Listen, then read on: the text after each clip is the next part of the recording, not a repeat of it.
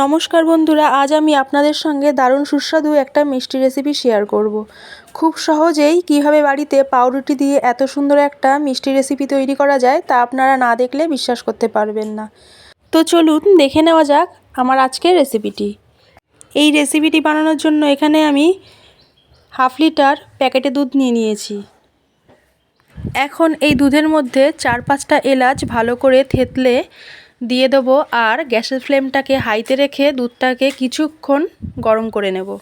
দুধটা যখন ভালোভাবে গরম হয়ে যাবে তখন ওই দুধের মধ্যে হাফ কাপ চিনি, অর্থাৎ এখানে আমার 6 চামচ চিনি লেগেছে, এই চিনিটাকে দিয়ে ভালো করে দুধটাকে নাড়িয়ে নেওয়ার পর ওই দুধের মধ্যে 1 কাপ মিল্ক পাউডার দিয়ে দুধটাকে ভালো করে মিশিয়ে নেব।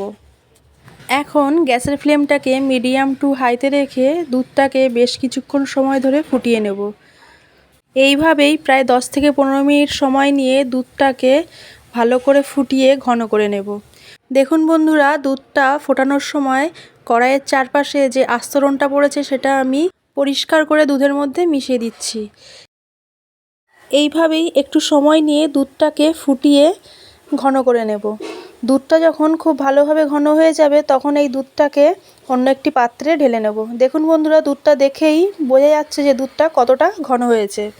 এখন দুধটাকে অন্য একটি পাত্রে ঢেলে পাত্রটাকে অন্য একটি জায়গায় সরিয়ে রেখে মিষ্টির পুর তৈরি করার জন্য গ্যাসে কড়াইটা বসিয়ে দেবো। এখন এই কড়াইয়ের মধ্যে 2 কাপ লিকুইড দুধ নিয়ে নিয়েছি। দুধটাকে ভালো করে নাড়িয়ে নিয়ে এই দুধের মধ্যে হাফ কাপ মিল্ক পাউডার দিয়ে দুধটাকে ভালো করে মিশিয়ে নেব। দুধটা যখন ভালোভাবে মিশে যাবে তখন এই দুধের মধ্যে 4 চামচ চিনি দিয়ে দুধটাকে আবারও ভালো করে চিনির সঙ্গে মিশিয়ে নেব।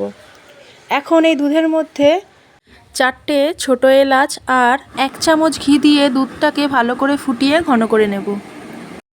এই সময় গ্যাসের ফ্লেমটাকে হাইতে রেখেই দুধটাকে ফুটাতে হবে। এদিকে দুধটা ফুটতে থাক, অপরদিকে এই মিষ্টির পুর বানানোর জন্য যে মেন ইনগ্রিডিয়েন্ট অর্থাৎ নারকেল এখানে আমি পেস্ট করে নেব। এখানে আমি 1 কাপ কোরানো নারকেল আর অল্প একটু দুধ দিয়ে নারকেলটাকে ভালো করে পেস্ট করে নেব। দেখুন বন্ধুরা, নারকেলটা খুব সুন্দরভাবে পেস্ট হয়ে গেছে। এখন এই নারকেল পেস্টটাকে দুধের মধ্যে দিয়ে নারকেলটাকে ভালো করে মিশিয়ে নিতে হবে। এখন গ্যাসের ফ্লেমটাকে হাইতে রেখে বেশ কিছুক্ষণ সময় নিয়ে দুধ আর নারকেলের পেস্টটাকে ভালো করে নাড়িয়ে নাড়িয়ে পুর তৈরি করে নেব। এই কাজটা একটু সময় নিয়েই করতে হবে আর এই কাজটা করার সময় অনবরত নাড়িয়ে যেতে হবে, তা না হলে কড়াইয়ের নিচে লেগে যাওয়ার সম্ভাবনা থাকে। দেখুন বন্ধুরা, এইভাবেই নাড়াতে নাড়াতে পুরটা কতটা ঘন হয়ে এসছে আর কড়াইয়ের গা থেকে ছেড়ে আসছে। এই কাজটা করতে আমার এখানে প্রায় 15 মিনিট সময় লেগেছে।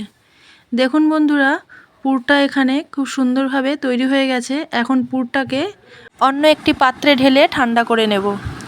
এখন পাউরুটির চারপাশের অংশগুলোকে একটা ছুরির সাহায্যে সুন্দর করে কেটে বাদ দিয়ে দেবো। এইভাবেই প্রত্যেক কটা পাউরুটিকে সমানভাবে কেটে নেব। এখানে আমি 7 পিস পাউরুটি নিয়েছি। এখন পাউরুটিগুলোকে ভালোভাবে কাটা হয়ে যাওয়ার পরে পাউরুটিগুলোকে আস্তে করে চেপে বেলে নেব। এখানে পাউরুটিগুলোকে একটু হালকাভাবে বেলে নিলে তাহলে ফোল্ড করতে সুবিধা হবে আর মিষ্টিটা তৈরি করার সময় ভেঙে যাবে না। দেখুন বন্ধুরা, আমি পাউরুটিটাকে ভালো করে বেলে নিয়েছি। এখন ওই পাউরুটির ওপরেই যে পুরটা রেডি করেছিলাম নারকেলের, সেই পুরটাকে দিয়ে রুটিটাকে ফোল্ড করে নেব। এইভাবেই প্রত্যেক কটা পাউরুটির মধ্যে পুরটাকে দিয়ে মিষ্টিগুলো আমি তৈরি করে নেব। প্রত্যেক কটা মিষ্টি তৈরি করে নেওয়ার পরে ওই পাউরুটির মিষ্টির ওপরে আগে থেকে যে ঘন দুধটা তৈরি করে রেখেছিলাম সেই দুধটাকে প্রত্যেক কটা পাউরুটির মিষ্টির ওপরে ছড়িয়ে দেব।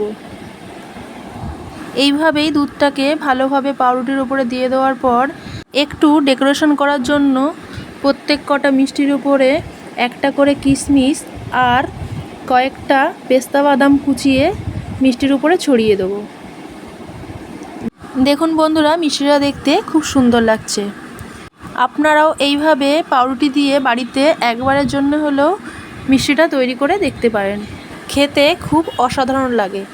আপনাদের যদি আমার এই রেসিপিটি ভালো লেগে থাকে তাহলে অবশ্যই কমেন্টে জানাবেন আর একটা লাইক দিয়ে শেয়ার করার অনুরোধ রইল। আজকের মতো এই পর্যন্তই, আবারও দেখা হবে নতুন একটি রেসিপি নিয়ে আপনাদের সঙ্গে।